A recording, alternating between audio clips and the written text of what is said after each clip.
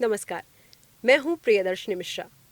शरीर माध्यम खलु धर्म साधनम, यानी कि जब भी हमारे स्वस्थ शरीर की बात होती है तो स्वस्थ शरीर में ही हर कर्तव्य और हर साधना का आधार माना जाता है हमारा शरीर।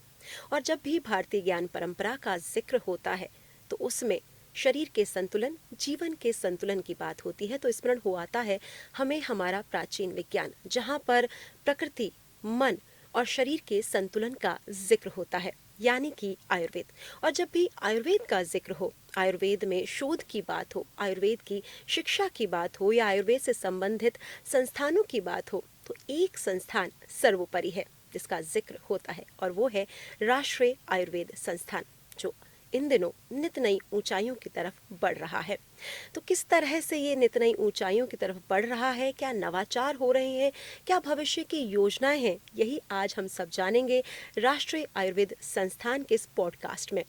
और इन्हीं सब जानकारियों के लिए आज हमारे स्टूडियो में हैं हमारे मेहमान, या यूं कहूं हमारे मेज़बान, यहाँ के माननीय कुलपति साहब प्रोफेसर संजीव शर्मा जी, जिनके मार्गदर्शन में, जिनके सानिध्य में ये जो संस्थान है वो कई ऊंचाइयों को पार करा और कई ऐसी योजनाओं की क्रियान्विति हुई है जो कि आज वर्तमान में मील का पत्थर साबित हुई है। तो बहुत बहुत स्वागत है आपका आपके ही स्टूडियो में प्रोफेसर साहब। कैसे हैं आप? नमस्कार, और सभी दर्शकों को मेरा नमस्कार, और प्रियदर्शनी जी आपको भी बहुत बहुत नमस्कार। और आपका राष्ट्रीय आयुर्वेद संस्थान के इस पॉडकास्ट स्टूडियो में बहुत बहुत आपका भी बहुत बहुत स्वागत है। और बहुत अच्छा लग रहा है कि आज हम इस पॉडकास्ट स्टूडियो में बैठे हैं और बातचीत करेंगे, और इस बातचीत के माध्यम से ही हम अपने दर्शकों तक पहुंच पाएंगे और अपना संदेश दे पाएंगे। जी बिल्कुल। और राष्ट्रीय आयुर्वेद संस्थान की बात करें तो एक ऐतिहासिक यात्रा पूरी की है, 50 वर्षों की ऐतिहासिक यात्रा। जी। तो इस स्वर्णिम यात्रा को, इस ऐतिहासिक यात्रा को आप किस तरह से देखते हैं, क्या कहना चाहेंगे? प्रियदर्शनी जी, आपने बहुत सही कहा कि अभी 7 फरवरी 2026 को राष्ट्रीय आयुर्वेद संस्थान ने अपनी 50 वर्ष पूरे किए हैं स्थापना के। और निश्चित रूप से ये स्वर्ण जयंती वर्ष था और स्वर्ण जयंती समारोह हमने अब मनाया भी, और 50 वर्ष संस्थान ने पूरे किए। किसी भी संस्थान की अनंत यात्रा में 50 वर्ष पूरे करना और एक सफल तरीके से पूरे करना, वो अपने आप में एक बहुत बड़ी बात है। ये मात्र एक गणना नहीं है कि 50 वर्ष पूरे हो गए, क्योंकि समय तो चलता रहता है। कुछ ना करें तब भी 50 वर्ष पूरे हो जाएंगे, कुछ कम करें तब भी हो जाएंगे, और कुछ करके भी 50 वर्ष पूरे हो जाएंगे। लेकिन ये जो 50 वर्ष पूरे हुए हैं, ये महत्वपूर्ण इसलिए है कि जब इस संस्थान की स्थापना हुई 7 फरवरी 1976 को भारत सरकार के द्वारा राजस्थान सरकार के इस राजकीय आयुर्वेद महाविद्यालय को जब राष्ट्रीय स्वरूप दिया गया, वो एक बड़ा विचित्र समय था।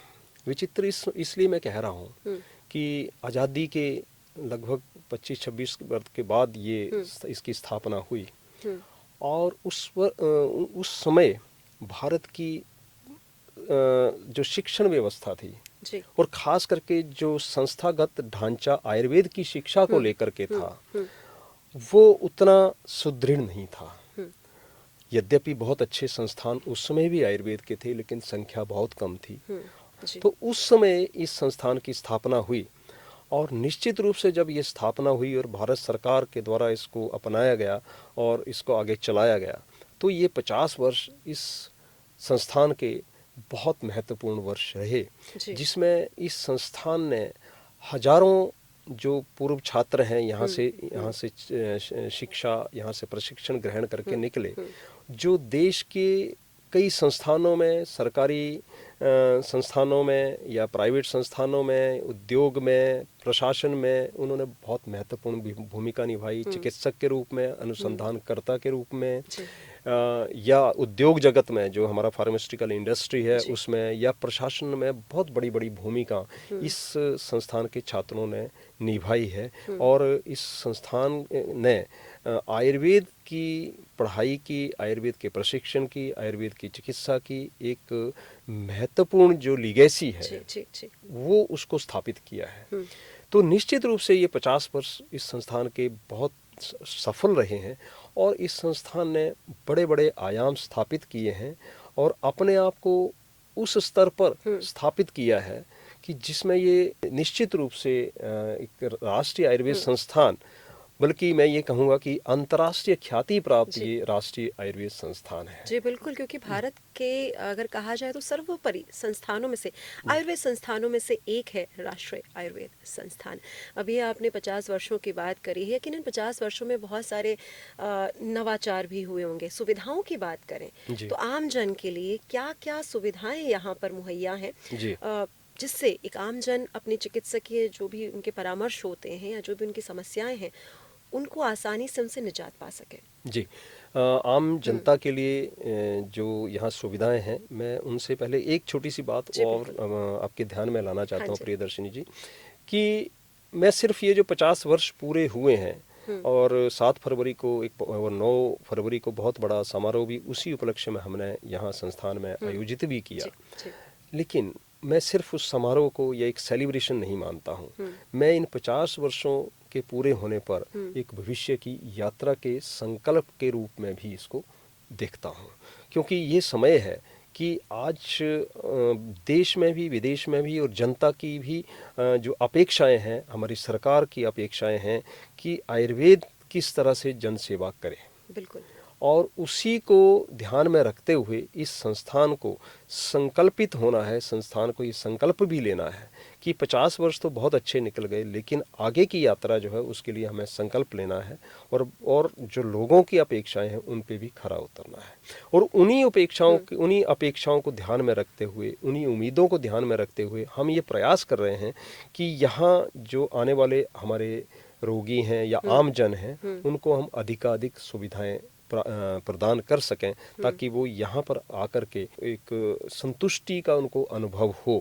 तो इसीलिए यहाँ पर जहाँ जो आम लोगों के लिए जो सुविधाएं यहाँ पर हैं, एक तो चिकित्सालय की सुविधा है, और चिकित्सालय की सुविधा जो है वो सभी लोगों के लिए खुली है और पूरे साल भर प्रत्येक दिन खुली रहती है, चाहे छुट्टी का दिन हो, रविवार का दिन हो या दूसरे दिन हो। यहाँ ओपीडी की जो सेवाएं वो लगातार रहती हैं। ओपीडी के साथ साथ यहाँ पर हमारे यहाँ 300 बिस्तरों का एक कैंपस हॉस्पिटल है, और उसमें हर तरह की विश्व स्तर की सुविधाएं, चाहे वो हम वार्ड्स ले लें, स्पेशल वार्ड्स ले लें या लेबोरेटरी की सुविधाएं ले लें, परामर्श की सुविधाएं ले लें। हमारे जो परामर्शक हैं यानी कंसल्टेंट्स हैं वो भी हाईली क्वालिफाइड, आयुर्वेद में हाईली क्वालिफाइड कंसल्टेंट्स हैं। और एक और बात मैं बताना चाहता हूँ कि यहाँ की जो औषधियों की गुणवत्ता है, क्योंकि हमारे यहाँ अपनी फार्मेसी है, हम इन हाउस दवाइयाँ बनाते हैं, आयुर्वेद की दवाइयाँ बनाते हैं और बहुत मात्रा में बनाते हैं और उनका निःशुल्क वितरण अपने चिकित्सालय में करते हैं।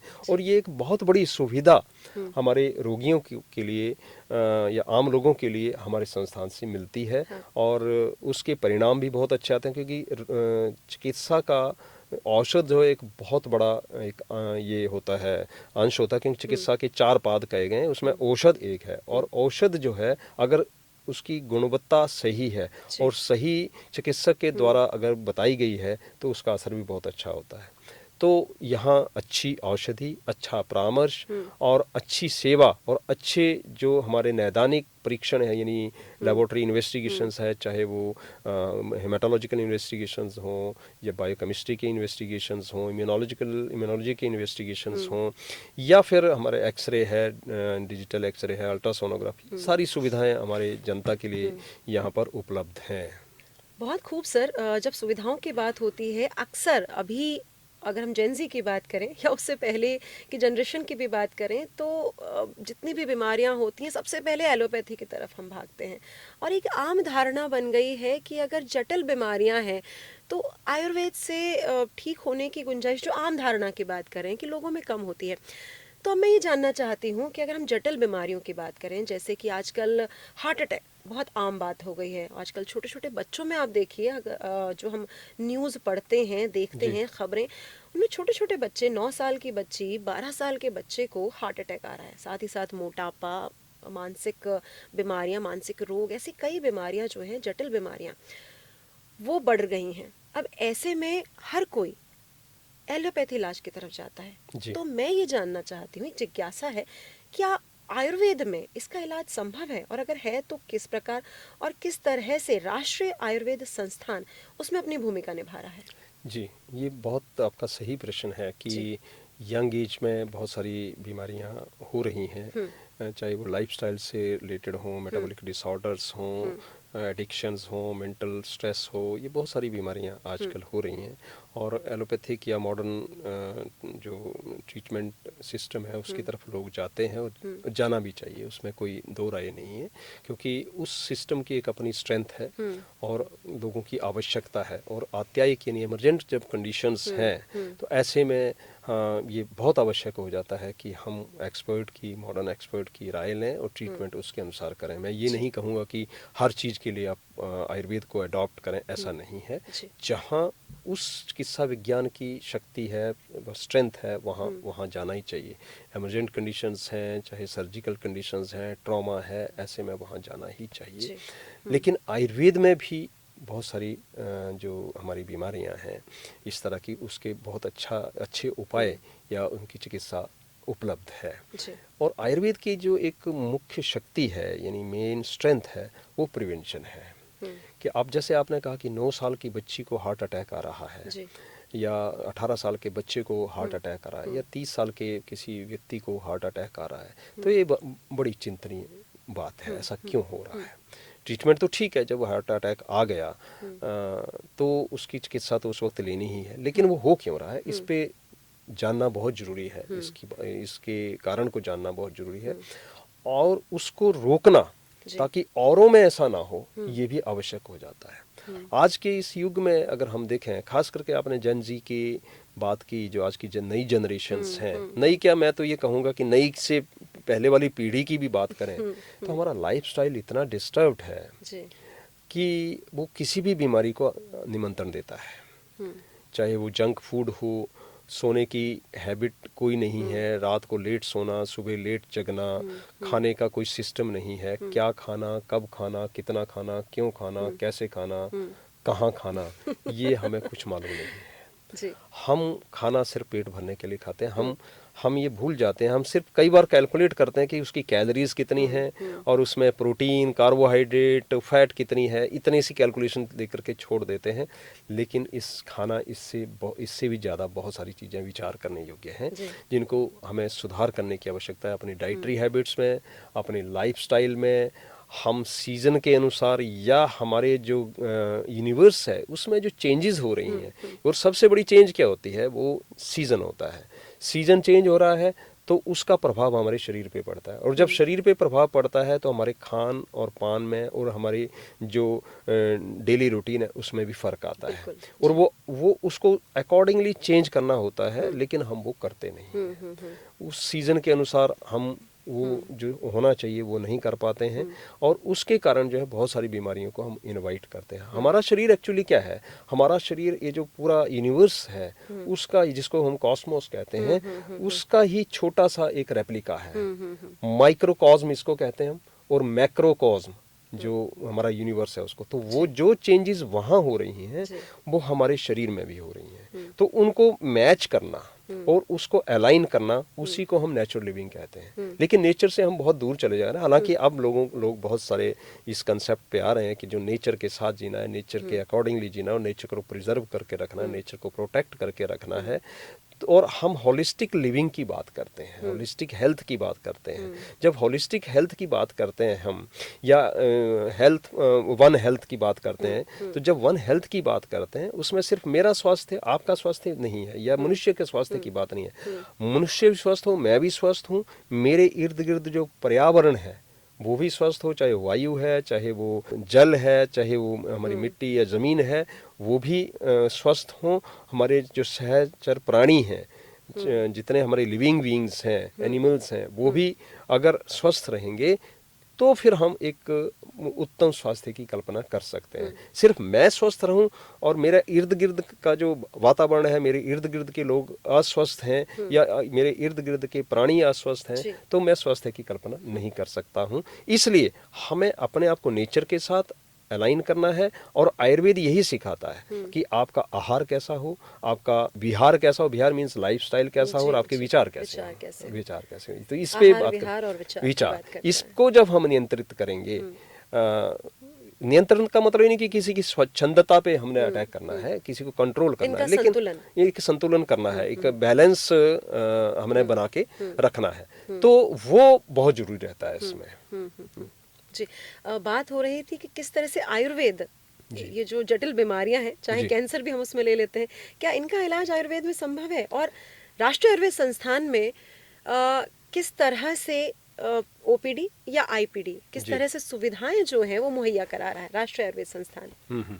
जी, तो बिल्कुल आपने सही प्रश्न किया कि राष्ट्रीय आयुर्वेद संस्थान जो वर्तमान में हमारी कई तरह की बीमारियां, जिसमें आपने कैंसर का जिक्र किया, या लाइफस्टाइल डिसऑर्डर का जिक्र किया, मेंटल डिसऑर्डर का जिक्र, हमारे यहाँ पर डेडिकेटेड ओपीडी यूनिट्स इसकी चल रही हैं, और आईपीडी भी हमारे पास है। कैंसर पे हम परामर्श देते हैं। इसका तात्पर्य ये नहीं है कि कैंसर को ठीक करते हैं, ऐसा क्लेम मैं नहीं करने जा रहा हूँ। जो चिकित्सा कैंसर के द्वारा, कैंसर एक्सपर्ट जो ऑन्कोलॉजिस्ट जो हैं, उनके द्वारा जो चल रही है, उस चिकित्सा के साथ साथ हम एक सपोर्टिव ट्रीटमेंट पेशेंट को दे सकते हैं, क्योंकि उद्देश्य ये रहता है कि उसका जो उसका क्वालिटी ऑफ लाइफ जो है, उस रोगी की जो क्वालिटी ऑफ लाइफ है, उसको इम्प्रूव करें हम, और उसका जो लाइफ स्पैन है उसको हम उसको बढ़ाए। तो उसमें आयुर्वेद एक बहुत कारगर भूमिका निभा सकता है। और ऑफ कोर्स बहुत बार हमने ये भी देखा है कि आधुनिक चिकित्सा के साथ साथ अगर आयुर्वेदिक चिकित्सा को हम साथ चलाते हैं, तो जो बीमारी का जो बढ़ने का एक जो प्रवाह होता है वो भी थोड़ा कम होता है, रुकता है, और कहीं ना कहीं उसको रिग्रेस करने में, उसको शांत करने में भी कहीं ना कहीं सहायता मिलती है।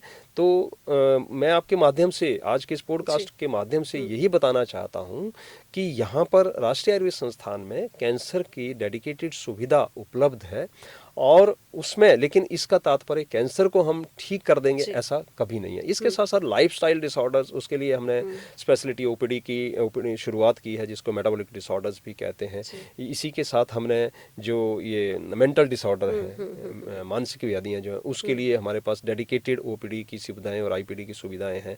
ऐसे ही डी एडिक्शन जो है, जो नशे में हमारे जो युवा हैं या दूसरे लोग हैं, वो जब नशे की आदत से घिर जाते हैं, उसको छुड़ाने के लिए, उससे निजात पाने के लिए हमारे पास डी एडिक्शन की सुविधा भी है। ये मैं उन सुविधाओं की बात कर रहा हूँ जो रूटीन की, बाकी जो हमारी ओपीडी की सुविधाएं हैं उनके अतिरिक्त ये सुविधाएं। वैसे तो जितने हमारे कंसल्टेशंस हैं, हमारे लगभग हम यहाँ पर 30 से ज़्यादा ओपीडीज हम यहाँ चलाते हैं, जिसमें सर्जरी की है, जिसमें मेडिसिन की है, जिसमें पीडियाट्रिक्स की है, गायनी की है, ये सारी रूटीन वाली। मैं जो बात कर रहा हूँ कि सुपर स्पेशलिटी की जो बात हो रही है, उसकी हमने यहाँ पर सुविधाएं स्थापित की हैं, और अभी हमने नए ओपीडी ब्लॉक का भी उद्घाटन किया है, और उसमें ये सुविधाएं मैंने स्थापित की हुई हैं। जी, सुविधाएं यकीनन राष्ट्रीय आयुर्वेद संस्थान में है, लेकिन प्रोफेसर साहब, अब मेरी एक और जिज्ञासा बढ़ गई है आपके इस जवाब से, कि जब हम बात करते हैं कि सुविधाएं बढ़ गई हैं, हम आधुनिक तरीके से जांच पड़ताल भी कर रहे हैं, लेकिन आधुनिक जांच तकनीकों की अगर बात करें जी,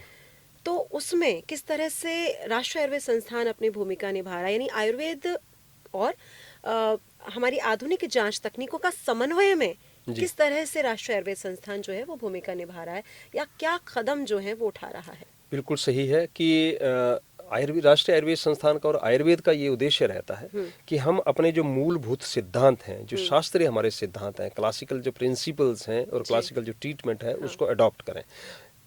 लेकिन डायग्नोसिस के लिए और आधुनिक पैरामीटर्स पे किसी को डायग्नोस करना है, इन्वेस्टिगेशंस पे डायग्नोस कर, उसकी बेसिक जो सुविधाएं हैं वो हमारे पास उपलब्ध हैं।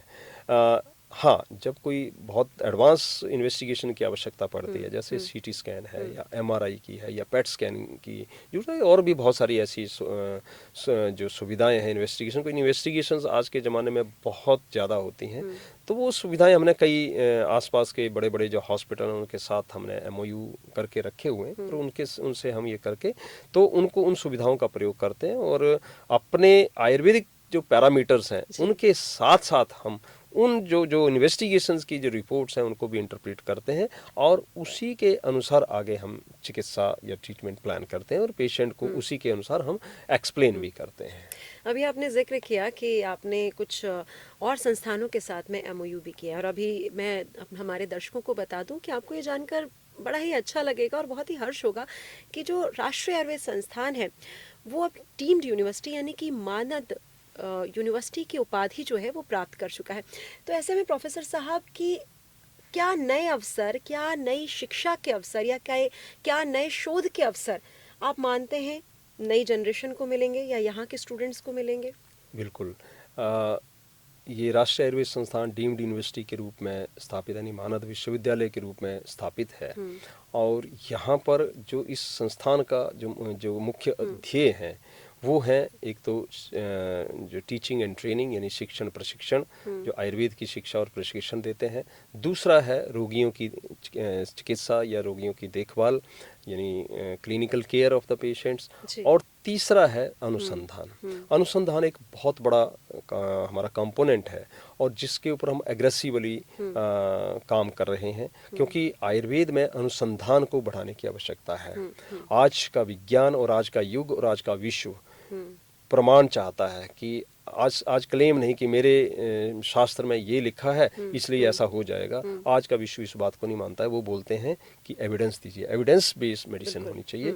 तो उस एविडेंस को क्रिएट करने के लिए हम भरसक प्रयास कर रहे हैं और उसके लिए हमने अपने यहाँ भी बड़ी बड़ी जो लैब्स हैं उनको स्थापित किया है, चाहे वो ड्रग टेस्टिंग लैब हो, चाहे एक्सपेरिमेंटल लैब हो, चाहे क्लिनिकल लैब हो, और दूसरी कई सुविधाएं रिसर्च के लिए हमने स्थापित की हैं। लेकिन एक संस्थान को सारी सुविधाएं एक छत के नीचे मिले ये बहुत मुश्किल बात है, इसलिए हमने कई दूसरे संस्थानों के साथ जो ट्रेनिंग में जो इसमें रिसर्च में बहुत आगे हैं उनके साथ हमने अनुसंधान के लिए कई तरह के एमओयूज किए हैं। लगभग 30-35 से ज़्यादा एमओयू अनुसंधान के लिए किए गए हैं और अभी जो 7 फरवरी को प्रोग्राम हमारा हुआ, 9 फरवरी को खास करके जब राजस्थान के माननीय मुख्यमंत्री महोदय और हमारे आयुष राज्य मंत्री महोदय यहाँ पधारे थे बड़े कार्यक्रम में, उस समय भी हमने 7 एमओयू एक्सचेंज किए और उसमें सबसे प्रमुख जो एमओयू है वो राजस्थान सरकार के आयुष विभाग के साथ राष्ट्रीय आयुर्वेद संस्थान का एमओयू हुआ है और उसमें कई तरह के प्रशिक्षण यानी ट्रेनिंग्स को लेकर के, अनुसंधान को लेकर के और दूसरे कई क्षेत्रों में हम इकट्ठे मिलकर के काम करेंगे ताकि हम एविडेंस जनरेट कर सकें। क्योंकि राजस्थान सरकार, राजस्थान प्रदेश में आयुर्वेद का मूलभूत ढांचा बहुत बड़ा है और विकसित भी है। तो हम अगर मिलकर के काम करेंगे तो बहुत बड़े प्रमाण हम ला सकते हैं और बहुत बड़ी रिसर्च हम कर सकते हैं, बहुत अच्छी पब्लिकेशंस में जा सकते हैं और वो सारे विषय को एक्सेप्टेबल भी होंगे। क्या डिजिटल लर्निंग को लेकर भी कुछ प्रयास चल रहे हैं संस्थान? डिजिटल लर्निंग में क्योंकि हम डिजिटल प्लेटफॉर्म पे बहुत सारी चीज़ें, डिजिटल लर्निंग को लेकर के बहुत सारे प्रयास हमारे चल रहे हैं, डिजिटल हेल्थ को लेकर के चल रहे हैं। हमारा पूरा सिस्टम एक तरह से डिजिटल सिस्टम पे आया है, EHIMS हमारा यहाँ ऑपरेट हो रहा है और भी बहुत सारे डिजिटल प्लेटफॉर्म पे हम आ चुके हैं। लेकिन जहाँ तक अनुसंधान की बात है, हम बड़े स्तर पर इसमें प्रयास कर रहे हैं कि हम इसमें अग्रणी भूमिका निभाएं और निश्चित रूप से कुछ ऐसे अनुसंधान के माध्यम से ऐसे हम प्रमाण दुनिया के सामने रखें कि जिससे आयुर्वेद की और हमारे भारत की और हमारे संस्थान की प्रतिष्ठा बढ़े। और प्रतिष्ठा बढ़ने से ज़्यादा जरूरी है कि आम लोगों को उसका लाभ मिले, उनके स्वास्थ्य के स्तर को हम ऊंचा कर सकें और जो विकसित भारत का लक्ष्य है 2047 का, उसको हम प्राप्त कर सकें। और इस संस्थान का और मेरे प्रत्येक यहाँ के संस्थान के कर्मचारी का, प्रत्येक छात्र का, प्रत्येक अधिकारी का, प्रत्येक प्राध्यापक का उस विकसित भारत की यात्रा में एक सक्रिय और सकारात्मक योगदान हो, ऐसी हम कल्पना करते हैं। बहुत ही खूब। और हम चाहेंगे कि यकीनन राष्ट्रीय आयुर्वेद संस्थान जो है वो सिर्फ भारत में ही नहीं बल्कि विश्व पर छाए, जो छा भी रहा है। और जैसा कि मैं पिछले दिनों कुछ पढ़ भी रही थी, डेटा भी तलाश रही थी, तो अब मैंने उसमें देखा कि अंतर्राष्ट्रीय स्तर पर लोग यहाँ आते हैं और जो भी उनकी जिज्ञासाएं हैं अपने शारीरिक या अपने रोग को लेकर वो पूरी भी करते हैं। अंतर्राष्ट्रीय स्तर की बात हुई है तो क्या अंतर्राष्ट्रीय स्तर पर, क्योंकि आयुर्वेद जैसा धीरे धीरे हम देख रहे हैं कि बढ़ता जा रहा है और लोग जागरूक हो रहे हैं, आयुर्वेद को अपना रहे हैं। हमारे माननीय प्रधानमंत्री साहब भी आयुर्वेद की तरफ बढ़ रहे हैं और उनकी भी यही है कि हम अपना जो प्राचीन विज्ञान है उसकी तरफ दौड़ें। तो क्या संस्थान अंतर्राष्ट्रीय स्तर पर आयुर्वेद को बढ़ावा देने के लिए भी कोई कदम उठा रहा है और किस तरह के प्रयास कर रहा है? प्रियदर्शिनी जी, अंतर्राष्ट्रीय स्तर पर मैंने जैसे शुरू में कहा जी, कि ये हाँ। संस्थान राष्ट्रीय आयुर्वेद संस्थान है और अंतर्राष्ट्रीय इसकी ख्याति है। जी, बिल्कुल। और अंतर्राष्ट्रीय ख्याति सिर्फ ख्याति के लिए नहीं है, यहाँ पर प्रत्येक जो हमारा शैक्षणिक कार्यक्रम है, चाहे वो बीएमएस हो, चाहे वो एमडी एमएस हो जी। या पीएचडी हो, यहाँ पर विदेशी छात्रों के लिए कुछ सीटें आरक्षित हैं। अच्छा। हाँ, हाँ। और उन सीटों में मुझे बताते हुए खुशी होती है, हर्ष होता है कि वो सारी सीटें भरती हैं। और इस समय लगभग 80 छात्र यहाँ पर विदेशों से हाँ। यहाँ पर अध्ययन कर रहे हैं। विभिन्न जो हमारे जो शैक्षणिक प्रोग्राम हैं, शैक्षणिक कार्यक्रम हैं, वो उसका अध्ययन, वो लोग यहाँ अध्ययनरत हैं। तो किसी एक संस्था, आयुर्वेद के संस्थान में 80 के लगभग छात्रों का एक समय में रहना, और ये पिछले कई सालों से ऐसा चल रहा है, 80 के लगभग छात्रों का संस्थान में शिक्षण ग्रहण करना अपने आप में आयुर्वेद के संस्थानों में सबसे बड़ा है और सबसे बढ़िया है। माफ कीजिएगा, मैं जी। आपको बीच में इंटरप्ट कर रही जी, हूँ, जी, नहीं, लेकिन जब बोलिए। बात चली रही है कि आयुर्वेद संस्थान में शोधार्थी बहुत हैं और अंतर्राष्ट्रीय स्तर पर यहाँ पर शोध करने के लिए स्टूडेंट्स आते हैं, तो अप्लाई का क्या तरीका होता है? किस तरह से अंतर्राष्ट्रीय स्तर के जो हाँ, विद्यार्थी हैं बिल्कुल, वो अप्लाई बिल्कुल। कर सकते हैं? बिल्कुल, जो देखिए यहाँ जो प्रोग्राम हमारे चलते हैं, चाहे वो यूजी का प्रोग्राम है यानी बीएमएस, पीजी का एमडीएमएस और पीएचडी, इन 3 जो प्रोग्राम हैं, इन तीनों में हमारे विदेशी छात्रों के लिए सीटें आरक्षित हैं। जो यूजी का प्रोग्राम है और पीजी का प्रोग्राम है और पीएचडी का, उसमें आईसीसीआर जो जी। भारत सरकार के गृह मंत्रालय का एक अंग है, उसके माध्यम से और जो विभिन्न देश हैं, अपने जो उनके दूतावास हैं, एम्बेसीज हैं, उनके माध्यम से आईसीसीआर को अप्लाई करते हैं। आईसीसीआर फिर उन एप्लीकेशंस को स्क्रूटनाइज करता है और फिर एक लिस्ट हमारे पास भेजता है सिलेक्टेड कैंडिडेट्स की, और वो कैंडिडेट्स यहाँ पर फिर एडमिशन लेते हैं। ये ऐसा नहीं है कि उनको हमारी परीक्षा में जो नीट की परीक्षा हो या all India post graduate examination की परीक्षा हो उसमें बैठना है, नहीं, ऐसा नहीं है। वही आईसीसीआर के माध्यम से सीधा नॉमिनेशन होता है, और वो नॉमिनेशन आईसीसीआर वहाँ उस कंट्री से एप्लीकेशन लेती है अभ्यर्थियों से, और वो फिर सिलेक्ट करके उनके अपने पैरामीटर्स हैं, उनके अनुसार वो हमें लिस्ट भेजते हैं और उनको हम यहाँ पर फिर एडमिशन देते हैं। और मैं ये आपके माध्यम से और बात बताना चाहता हूँ कि उन सभी पे भारत सरकार जो है उनको स्टाइपेंड भी देती है। क्या बात है! तो मतलब आप भी अप्लाई कर सकते हैं अगर आप हमें देख रहे हैं, सुन रहे हैं, और प्रोफेसर साहब की जो जानकारी है वो आपके लिए यकीनन उम्दा साबित होगी। अब जब बात हो रही विद्यार्थियों की, तो जब यहाँ से एक विद्यार्थी निकलता है तो उसके लिए क्या अवसर हो सकते हैं रोजगार के? या एनआईए की बात करें तो वो एनआईए यानी कि राष्ट्रीय आयुर्वेद संस्थान किस तरह से उसका मार्ग प्रशस्त कर सकता है? करता है। जी। ये सही बात है कि जब कोई पढ़ाई हो रही है, कोई टेक्निकल कोर्स हो रहा है, टेक्निकल प्रोग्राम कोई हो जी, रहा है, जी। तो उनके आगे का भविष्य का जो ये है स्कोप है, उनका भविष्य कैसा हो, उनके रोजगार के अवसर क्या हों, या उनके अपना अगर व्यवसाय शुरू करना है उसके अवसर क्या हों, इसके ऊपर राष्ट्रीय आयुर्वेद संस्थान पूर्ण रूप से मंथन भी करता है, विचार भी करता है, और छात्रों के साथ हम कई बार सेशंस भी इनके साथ करते हैं। और कैंपस प्लेसमेंट के लिए भी हमारी प्लानिंग है, और हम कैंपस प्लेसमेंट के लिए भी फर्म जो हमारे पास आती हैं, और वो कैंपस प्लेसमेंट के लिए अभी भी हमारे 4-5 दिन के अंदर 3-4 जो प्राइवेट ऑर्गेनाइजेशंस हैं वो कैंपस प्लेसमेंट के लिए आएंगे। लेकिन जहाँ तक बात है कि ग्रेजुएशन के बाद हमारा छात्र क्या करता है, या पोस्ट ग्रेजुएशन के बाद हमारा छात्र क्या करता है, और क्या क्या करना चाहिए, बहुत बार छात्रों को अपने भविष्य को लेकर के, आयुर्वेद के छात्रों को ज्ञान नहीं होता है। वो मात्र एक सरकारी नौकरी की तरफ देखते हैं कि कोई मेडिकल ऑफिसर लग जाएंगे या फिर पीजी में आ जाएंगे। ये 2 मुख्य उद्देश्य उनके यूजी करने के बाद यानी बीएमएस करने के बाद ये रहते हैं अक्सर, कि या तो मेडिकल ऑफिसर लग जाएंगे या पीजी में जाएं, और होना भी चाहिए, और आ जाएं, और उनके भविष्य के लिए शुभकामनाएं भी हैं। लेकिन इसके अतिरिक्त भी बहुत सारे ऐसे क्षेत्र हैं जहां वो अपना स्वरोजगार स्थापित कर सकते हैं, इनोवेशन कर सकते हैं, और अपने एंटरप्रेन्योरशिप के माध्यम से वो अपना व्यापार में अपना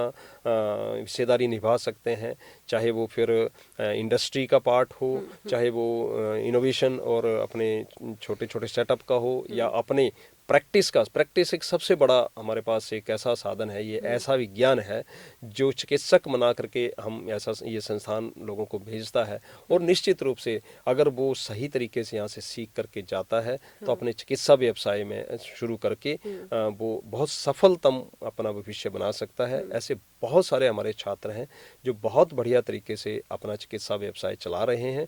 उस बहाने से मानव सेवा भी हो रही है, समाज सेवा भी हो रही है और उनका अपना कैरियर जो है वो भी डेवलप हो रहा है। तो मैं आपके माध्यम से आज के इस पॉडकास्ट के माध्यम से ये भी बताना चाहता हूँ कि जो हमारे छात्र हैं, खास करके ग्रेजुएशन जो कर रहे हैं, उनको ये मैं बताना चाहता हूँ कि आपके सामने सिर्फ एक मेडिकल ऑफिसर बनना या पीजी में जाना ही एक विकल्प नहीं है। अपितु आपके पास इंडस्ट्री खुली है, आप अपना बिजनेस, अपना प्रैक्टिस शुरू कर सकते हैं, अपना इनोवेशंस करके अपने फार्मेसी शुरू कर सकते हैं, हर्बल फार्मिंग कर सकते हैं, टेली कंसल्टेशन कर सकते हैं,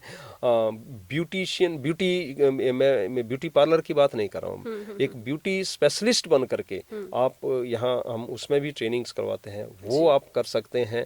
डाइटिशियन, आयुर्वेदिक डाइटिशियन का आप अपना इसको सीख करके वो आगे बढ़ा सकते हैं। यानी बहुत सारे विकल्प हमारे पास हैं और सिर्फ एक स्टिमुलस या एक गाइडेंस या एक डायरेक्शन की आवश्यकता है। जी, क्या बात है। यानी कि बहुत सारे क्षेत्र हैं, व्यापक है यहाँ पर हर चीज़। बस ज़रूरत है कि आपको समझना है कि आपको किस दिशा में जाना है। अब बात करते हैं भविष्य की। राष्ट्रीय आयुर्वेद संस्थान जो है वो अंतर्राष्ट्रीय स्तर पर अपनी छाप छोड़ रहा है और अंतर्राष्ट्रीय स्तर पर, जैसे कि मैंने पहले भी कहा, कि लोग आ रहे हैं या लंबी लंबी लाइनें लगाते हैं और ये देखा जाए तो आम जन का अपना एक विश्वास है। तो भविष्य की बात करने से पहले एक और सवाल मन में कौंध रहा है कि आप इन सारी चीज़ों को कैसे देखते हैं, किस तरह से जो एक विश्वास है आम जन का राष्ट्रीय आयुर्वेद संस्थान के प्रति, उसको आप कैसे देखते हैं? देखिए, किसी संस्थान पे जनता का भरोसा हो, ये संस्थान के लिए बड़ी बात है। बिल्कुल। ये संस्थान की उपलब्धि भी है और जिम्मेवारी भी है। जी। कि उपलब्धि तो ये है कि लोग विश्वास कर रहे हैं, हाँ जी। लेकिन कई बार लोग अल्पकाल के लिए विश्वास करते हैं और अगर उनको संतुष्टि ना मिले तो वो विश्वास तुरंत अविश्वास में बदल जाता है। तो ये हमारी जिम्मेवारी बनती है कि लोगों के उस विश्वास को हम बनाए रखें और हमारी सेवाओं में हम कमी न रखें और सुविधाओं में हम कमी न रखें। हम सेवाओं का और सुविधाओं का को बढ़िया तरीके से स्थापित करें, उनको बढ़ाएं और अधिक से अधिक लोग यहाँ पर आकर्षित हों। और मैं तो ये चाहूँगा कि सिर्फ बीमार लोग या रोगी लोग ही वो तो आए ही आए, लेकिन हम ये चाहते हैं कि आयुर्वेद की जो शक्ति है वो स्वस्थ व्यक्ति के स्वास्थ्य का रक्षण करना है। Prevention of the diseases, promotion of the health, ये एक बहुत बड़ी शक्ति है आयुर्वेद की।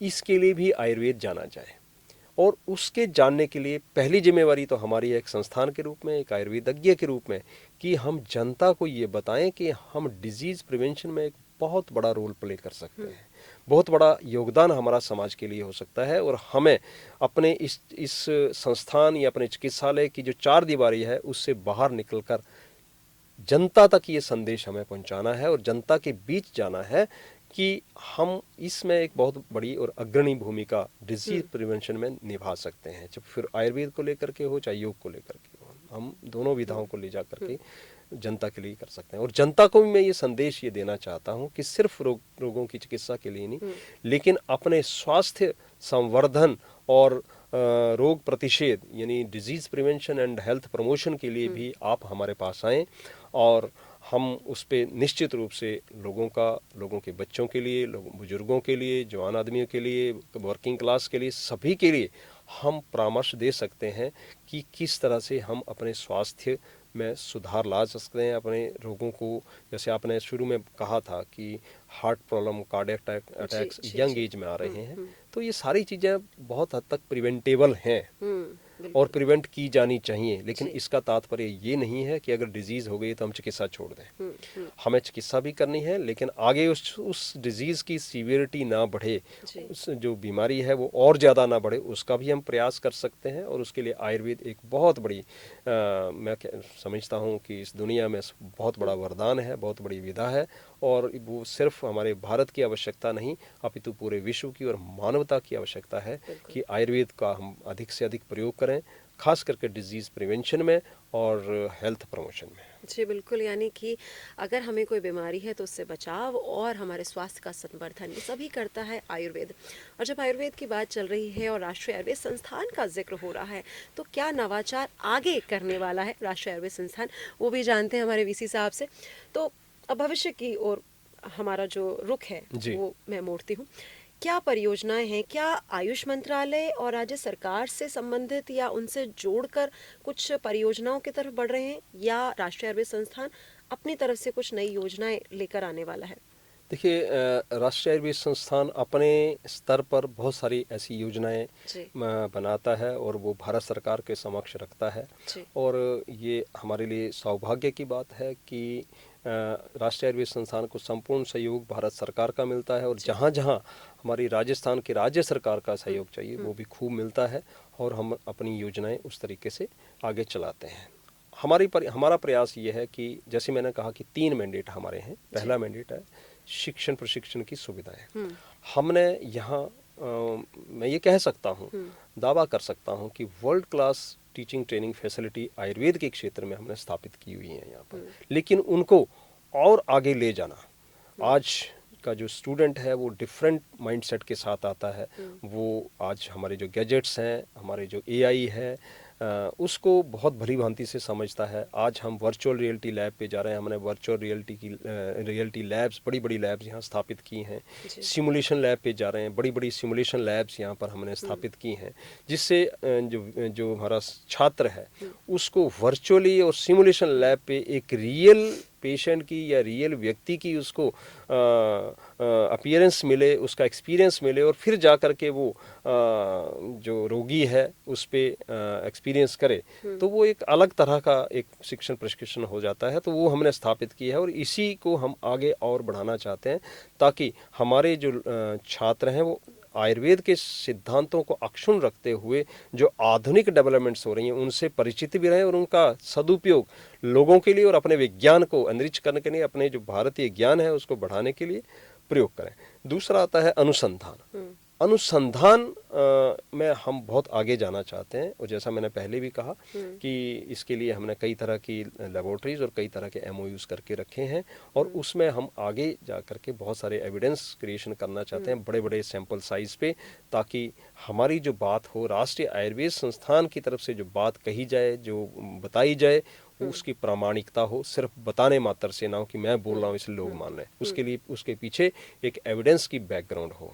और तीसरा है पेशेंट सर्विसेज। पेशेंट सर्विसेज के लिए हम अधिक से अधिक सुविधाएं रोगियों के लिए स्थापित करें, ये हमारा प्रयास रहता है। हाँ, एक बात अवश्य है कि हमारे संस्थान, क्योंकि ये आज से 50 वर्ष पूर्व स्थापित हुआ था और उस समय जो भूमि इस संस्थान को आवंटित की गई उस समय वो पर्याप्त रही होगी, लेकिन आज की इन परिस्थितियों में वो भूमि काफ़ी कम पड़ती है। लेकिन सौभाग्य की बात यह है कि अभी हमारे यहाँ हमारे राजस्थान सरकार के माननीय मुख्यमंत्री महोदय श्री भजन लाल जी और उनके साथ उप मुख्यमंत्री महोदय और राजस्थान सरकार के बहुत सारे अधिकारी यहाँ पधारे थे और मुख्यमंत्री महोदय ने ये हमें आश्वासन दिया है, मंच से आश्वासन दिया है कि राष्ट्रीय आयुर्वेद संस्थान को उचित भूमि जो है उचित स्थान पर आवंटित की जाएगी, ताकि हम अपनी गतिविधियों को, अपने जो हमारी आगे की जो परियोजनाएं हैं, हमारे आगे जो ड्रीम्स हैं, जो स्कीम्स हैं, उनको हम आगे बढ़ा सकें, इस संस्थान को और प्रसारित कर सकें। इसके लिए राजस्थान सरकार से हमें आश्वासन मिला है और हम उसके लिए प्रयास भी कर रहे हैं कि उचित भूमि हमें उपलब्ध हो जाए तो हम निश्चित रूप से और अपनी गतिविधियां और जो पब्लिक आउटरीच है या हॉस्पिटल्स हैं उनको और बढ़ाएंगे। एक और सूचना मैं आपको देना चाहता हूं कि हमारे यहाँ जयपुर के अंदर ही राष्ट्रीय आयुर्वेद संस्थान कुल 6 चिकित्सालय चलाता है। एक तो कैंपस का है, बाकी इसके पेरीफेरी में और चिकित्सालय चलाता है। इसके साथ साथ इतना ही बड़ा संस्थान हम राष्ट्रीय आयुर्वेद संस्थान पंचकुला हरियाणा के नाम से स्थापित कर रहे हैं। क्या वो स्थापित हो गया है। वहाँ पर एजुकेशनल एक्टिविटीज़ और हॉस्पिटल वहाँ पर फुल्ली फंक्शनल हो गए हैं। यानी कि हरियाणा में भी अब आयुर्वेद जो है, राष्ट्रीय आयुर्वेद संस्थान अपनी छाप छोड़ रहा है। अंतर्राष्ट्रीय स्तर पर तो छाप छोड़ ही रहा है, लेकिन हरियाणा में भी अगर आपको कोई समस्या होती है तो वहाँ पर पंचकुला में आप राष्ट्रीय आयुर्वेद संस्थान की सेवाएं ले सकते हैं। अब चूंकि समय है वो हमेशा जो घड़ियाल बाबू हैं वो चलते रहते हैं, और समय भी हमें यही कह रहा है कि चलिए इजाज़त लेते हैं। तो जाते जाते आप हमारे आम जन को क्या संदेश देना चाहेंगे, क्या कहना चाहेंगे इस मंच के माध्यम से, राष्ट्रीय आयुर्वेद संस्थान को लेकर, आयुर्वेद को लेकर, ये चिकित्सा पद्धति को लेकर? एक मेरा संदेश जो आपने शुरू में कहा था, शरीरम आद्यम खलु धर्म साधनम, जी ये जो शरीर है, ये सारे जो हमारे एक्टिविटीज़ हैं जी। उनका उनके लिए रिस्पॉन्सिबल है। इसी के माध्यम से हम सारी एक्टिविटीज़ करते हैं। तो अपने शरीर को, और शरीर में मन का अंतर्भाव स्वतः हो जाता है, अपने शरीर और मन को हम स्वस्थ रखें। यानी शारीरिक स्वास्थ्य, मानसिक स्वास्थ्य और आध्यात्मिक स्वास्थ्य हमारा अगर संपूर्ण है तो हम निश्चित रूप से अपने अपने परिवार की, अपने समाज की, अपने देश की, संपूर्ण विश्व की हम रक्षा कर सकते हैं, सेवा भी कर सकते हैं और अपने जो ध्येय है, जो उद्देश्य है उसको पूरा कर सकते हैं। इसलिए स्वस्थ रहना बहुत आवश्यक है, और स्वस्थ रहने का जो मंत्र है वो आयुर्वेद में निहित है। आयुर्वेद के सिद्धांतों का अगर हम पालन करेंगे तो हम स्वस्थ भी रहेंगे, और बाई चांस अगर रोगी होते हैं तो आयुर्वेद की चिकित्सा के माध्यम से हम स्वस्थ रह सकते हैं। लेकिन अगर कोई अत्याधिक अवस्था है या कोई ऐसी बीमारी है जहाँ पर आयुर्वेद कारगर नहीं है, तो निश्चित रूप से हमारी दूसरी जो सिस्टम्स हैं, खास करके एलोपैथिक मेडिसिन जो है, वहाँ पर जाने में भी हिचकिचाएं नहीं। ये ऐसा संकल्प लेना कि मैं इस पद्धति का किसी एक विशेष पद्धति का ही ट्रीटमेंट करवाता हूँ, दूसरी का नहीं करवाऊंगा, ऐसा संकल्प नहीं लेना चाहिए। जो जिसकी जहाँ पर शक्ति है उसका प्रयोग करना चाहिए, और हम सब एक दूसरे के कंपटीटर नहीं बल्कि कॉम्प्लीमेंट करते हैं, एक दूसरे के सपोर्टर हैं, ना कि विरोधी हैं। क्या बात है। यानी कि चाहे आयुर्वेद हो या कोई भी चिकित्सा पद्धति हो, ज़रूरी है कि हम स्वस्थ रहने चाहिए, क्योंकि अगर शरीर स्वस्थ रहेगा तभी तो हमारा मन स्वस्थ रहेगा, और अगर मन स्वस्थ है तभी हम एक विकसित समाज और विकसित देश का निर्माण कर पाएंगे। तो बहुत ही अच्छी बातें हुई आज प्रोफेसर साहब आपसे, और कुलपति के रूप में आप ये कार्यभार संभाल रहे हैं, और हम यही चाहते हैं, और किस तरह से ही राष्ट्रीय आयुर्वेद संस्थान जो है वो बढ़ता रहे, नए नए यहाँ पर कार्य होते रहें, नवाचार होते रहें, कई ऐसी चीज़ें, कई ऐसी योजनाएं बने जिनसे मील का पत्थर साबित हो जाए राष्ट्रीय आयुर्वेद संस्थान, जो अपना इतिहास बना रहा है और आगे भी बनाता रहेगा। तो बहुत बहुत धन्यवाद आपका कि धन्यवाद आज प्रियदर्शनी जी, आपका भी बहुत बहुत धन्यवाद, जी, और आपके माध्यम से सारे दर्शकों का, श्रोताओं का बहुत बहुत धन्यवाद। Thank you so much. तो ये थे हमारे साथ में राष्ट्रीय आयुर्वेद संस्थान के कुलपति महोदय प्रोफेसर संजीव शर्मा जी। बहुत सारी बातें हुई इनसे, बहुत जानकारी वाली बातें हमने की हैं, आयुर्वेद को लेकर बात की है, राष्ट्रीय आयुर्वेद संस्थान को लेकर बात की है। तो पॉडकास्ट में ऐसी और भी बातें जारी रहेंगी, और भी ऐसे व्यक्तित्व से आपको मिलवाते रहेंगे। देखते रहिएगा, बने रहिएगा हमारे इस पॉडकास्ट पर।